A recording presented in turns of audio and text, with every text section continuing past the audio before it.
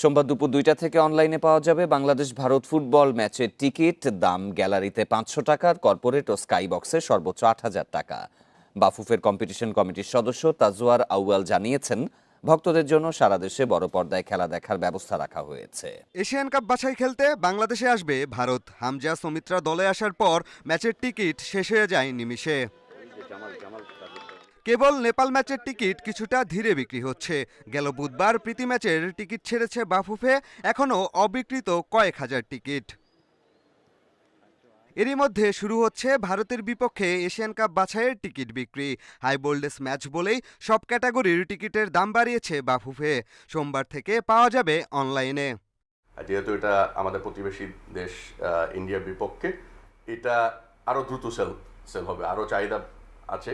চাহিদা হংকং থেকে আরও বেশি দেখছি এই খেলার জন্য। অলরেডি যে প্রি রেজিস্ট্রেশনের কথা বললাম, অনলাইনের যে কথা চলছে, ইভেন বাইরের থেকে অফলাইনও আমাদেরকে অনেক রিকোয়েস্ট করছে যে টিকিট অফলাইন কীভাবে কিনা যায়, যেটা আমরা বলে দিচ্ছি যে অফলাইন কোনো টিকিট হবে না, যা যা টিকিট হবে অনলাইনই হবে।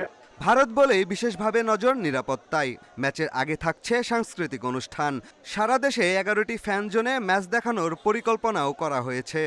অনেক দর্শক আসতে যাবে, এটার জন্য একটা সিকিউরিটি রিস্ক থাকবে। সো আমরা অলরেডি সেনাবাহিনীর সাথে, পুলিশের সাথে, বিভিন্ন গোয়েন্দা সংস্থার সাথে কথা বলেছি। গতবার 9টা ফ্যান জোন করেছিলাম, এবার আরও 2টা বাড়া দিব, 11টা ফ্যান জোন করবো। ওটা এগেনস্টে আমাদের অনেক কর্পোরেট পার্টনার্স আছে যারা আমাদের সাথে এখন আগ্রহ দেখাচ্ছে সাইন করার জন্য। ওনারা নিজের উদ্যোগে ইমেল করছেন বা কল করছেন বাফুফকে। 13 নভেম্বর নেপালের বিপক্ষে প্রীতি ম্যাচ, আর 18 নভেম্বর ভারতের বিপক্ষে এশিয়ান কাপ বাছাইয়ে নামবে বাংলাদেশ। পিয়াস সাহা, ইন্ডিপেন্ডেন্ট নিউজ, ঢাকা।